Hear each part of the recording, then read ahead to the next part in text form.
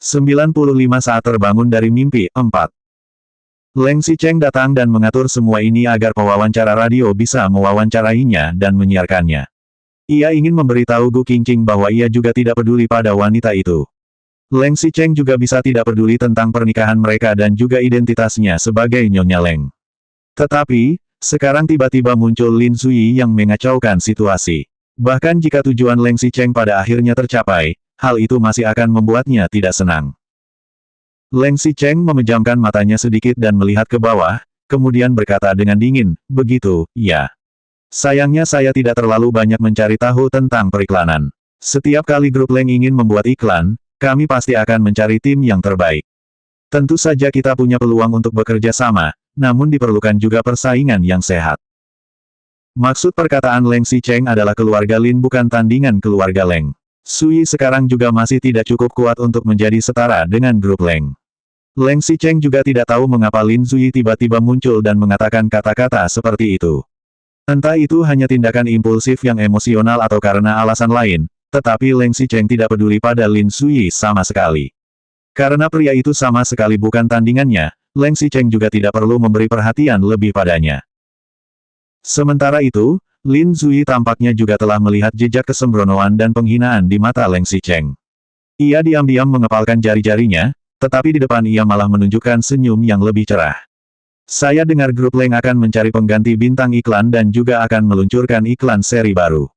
Kami dari Sui harus bekerja keras untuk mendapatkan peluang ini. Leng Xicheng bahkan terlalu malas untuk menanggapinya dan hanya menanggapi dengan singkat dan tak acuh. Kemudian, ia melihat Chen Wenji dan bertanya, apakah syuting iklan sudah selesai? Chen Wenji menatap sutradara syuting iklan, tetapi sutradara tidak berani mengatakan bahwa syuting belum dan hanya mengangguk berulang kali. Leng Xicheng menunduk untuk melihat jam tangannya dan ternyata sudah waktunya untuk pulang kerja.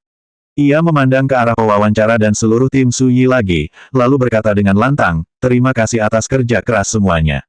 Hari ini saya akan melakukan yang terbaik sebagai tuan rumah dan mentraktir semuanya makan.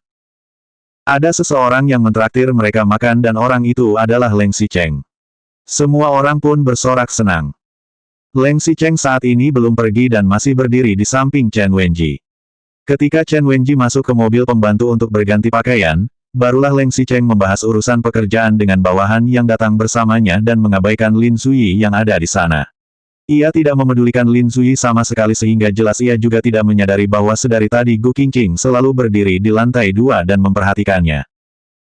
Setelah para pewawancara selesai beres-beres, tim periklanan Sui membersihkan lokasi syuting.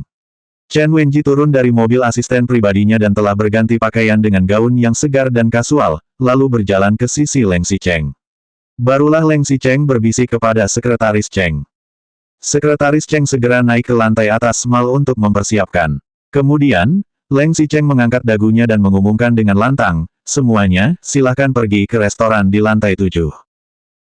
Saat Leng Xicheng mengatakan itu, semua yang ada di sana jadi bertanya-tanya, apakah Leng Xicheng tidak akan pergi makan malam dengan kita?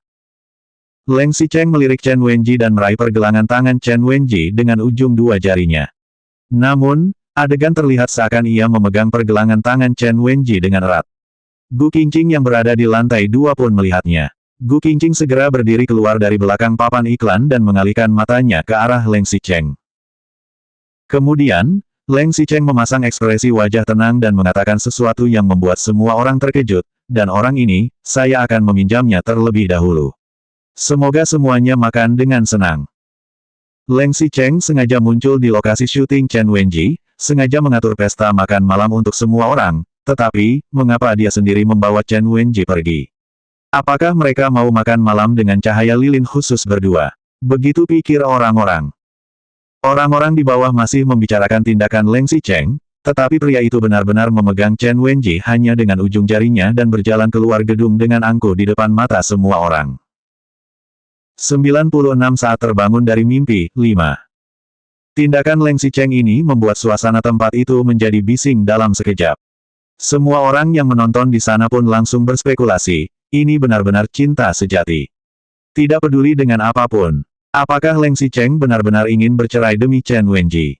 Bagaimanapun, Nyonya Leng itu juga tidak memiliki kekuasaan dan kekuatan. Dia juga tidak disukai oleh Leng Xicheng, jadi cepat atau lambat dia pasti akan turun tahta juga.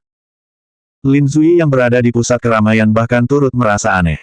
Apakah tebakanku salah? Leng Xicheng benar-benar tidak menyimpan perasaan untuk Gu Qingqing, dan menikahi Gu Qingqing juga hanya karena tidak berdaya menangani suatu masalah. Jadi, Gu Qingqing menoleransi perselingkuhan Leng Xicheng karena kesenjangan keluarga mereka terlalu besar. Dia ingin berbicara, tapi tidak dapat mengendalikannya. Lin Zui juga mulai berspekulasi dalam benaknya. Lin Zui mendongak, lalu melihat Gu Qingqing yang awalnya bersembunyi di belakang papan pameran di lantai atas. Setelah Leng Xicheng pergi, barulah Gu Qingqing berani berdiri di depan pagar. Mata Gu Qingqing terus menatap ke arah Leng Xicheng yang berjalan pergi. Tidak ada lagi keterkejutan di sorot mata Gu Qingqing, apalagi rasa sakit dan keluhan. Matanya terlihat seperti sumur yang telah kering.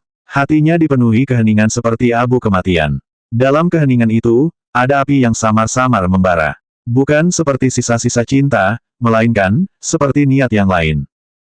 Saat Lin Zui baru mengambil beberapa langkah, Zhang Yuxi yang berdiri di sebelahnya melihat sekeliling dengan sedikit cemas. Lin Zui mengetahui apa yang dipikirkan Zhang Yuxi sehingga ia berjalan ke arahnya dan bertanya, apakah Nona sedang mencari Nona Gu? Zhang Yuxi mengangguk, teleponnya tidak bisa dihubungi. Saya tidak tahu dia kemana. Bagaimana jika dia tidak bisa menyusul kita nanti? Lin Zui tersenyum, saya sudah melihatnya, jadi biar saya yang pergi memanggilnya. Nona pergi saja dulu dan beritahu mereka semua bahwa pekerjaan sudah selesai, jadi mereka sudah boleh beres-beres dan pulang. Zhang Yuxi tidak mencurigai apapun dan hanya mengangguk dengan bahagia setelah mendengar itu. Kalau begitu terima kasih, Presiden Lin. Maaf merepotkan. Lin Zui mengangguk, kemudian mengangkat kepalanya melirik Gu Qingqing. Ia pun berjalan menghampiri Gu Qingqing dengan tenang. Sementara itu, Gu Qingqing menarik kembali pandangannya dan berjalan mundur hingga punggungnya menghadap pagar di lantai 2. Gu Qingqing perlahan-lahan berjongkok di pagar dengan lemah. Meskipun tubuhnya lemah, ia mengepalkan telapak tangannya menjadi semakin erat dan menekan dadanya. Tidak ada momen yang dapat lebih membuat Gu Qingqing mengerti kata-kata Leng Xicheng semalam daripada saat ini. Jika Leng Xicheng menyuruh Gu Qingqing pergi ke arah timur, ia harus pergi ke timur. Jika pria itu menyuruhnya ke barat, ia harus ke barat. Jika Gu Qingqing sekali saja tidak mematuhi perintahnya sama sekali, Leng Xicheng akan membalasnya ribuan kali lipat. Bagaimanapun, kedekatan Leng Xicheng dengan Gu Qingqing serta hukuman yang pria itu berikan untuknya sama sekali tidak melibatkan cinta. Semua itu hanyalah pelampiasan hasrat seorang pria. Bahkan, hanyalah Pangeran Leng satu-satunya yang dapat mengendalikan keputusan. Mungkin Leng Xicheng tidak benar-benar menyukai Chen Wenji. Tetapi, di hari setelah mereka bertengkar, Leng Xicheng membuat pengumuman di depan semua orang tanpa keberatan.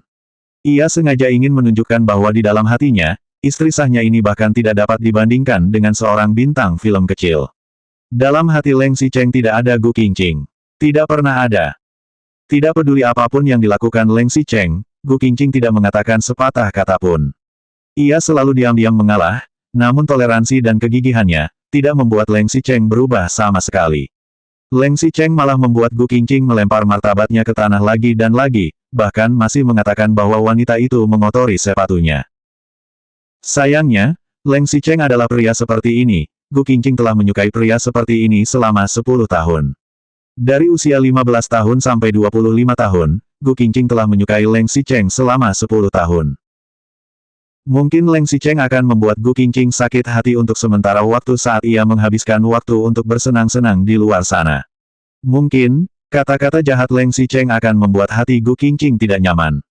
Tetapi, Gu Qingqing juga mengerti bahwa ia tidak akan pernah bisa mendapatkan hati Leng Xicheng. Saatnya untuk bangun dari mimpi. Selanjutnya bab 97 saat terbangun dari mimpi, 6.